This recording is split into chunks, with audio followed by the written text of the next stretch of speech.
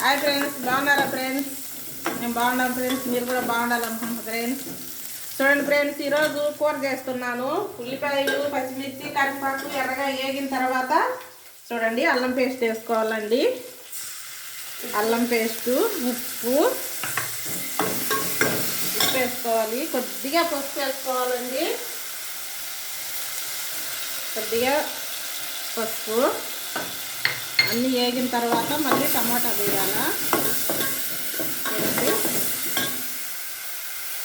చూడండి ఫ్రెండ్స్, ఈ కూరకు నేను ఏమేమి తీసుకున్నానంటే ఉల్లగడ్డ, మునక్కాడ అండి, మునక్కాయ, ఉల్లగడ్డ, ఇది ఉల్లిమిక్కిరి అంటారు కదండి. ఇవి 2 స్పూన్లు కారము, 2 స్పూన్లు ధనియాల పొడి, 1 స్పూన్ పసుపు పొడి, ఉప్పు, టమోటా ఇవ్వండి. కూర బాగా ఈ ఎర్రగడ్డలు ఎన్ని వేగిన తర్వాత అండి టమాటా వేసుకోవాలండి. టమాటా వేసుకున్నానండి. టమాటా 2 చేసి మూత వేయాలండి. బాగా ఉడకాలి గుజ్జుగా టమాటా అండి. మిల్ మేకర్ చూడండి, టమాటా అంతా బాగా ఉడికిందండి. ఇప్పుడు వేసిన మునక్కాయలు, బంగాళదుంప.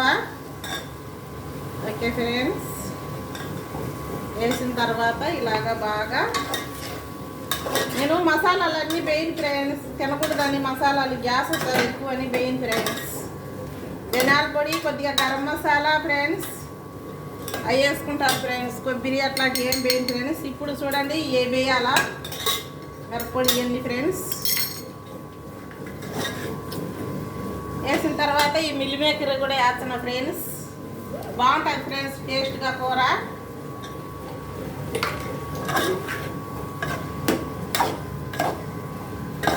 బాగా రుచిసేపు కలిదిప్పాలి ఫ్రెండ్స్. అన్నీ వేసిన తర్వాత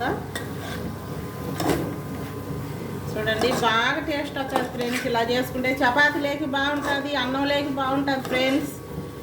మీరు కూడా ట్రై చేయండి ఫ్రెండ్స్. మీరు కూడా ఫ్రెండ్స్ చేయండి ఫ్రెండ్స్, ట్రై చేయండి, బాగుంటుంది. మునక్కాడ, బంగాళదుంప, మిల్లిమేకర్ అండి. మేము కొత్తగా ఛానల్ తెరిచాము, ఏ జానరాజ్ అఫీషియల్ 570.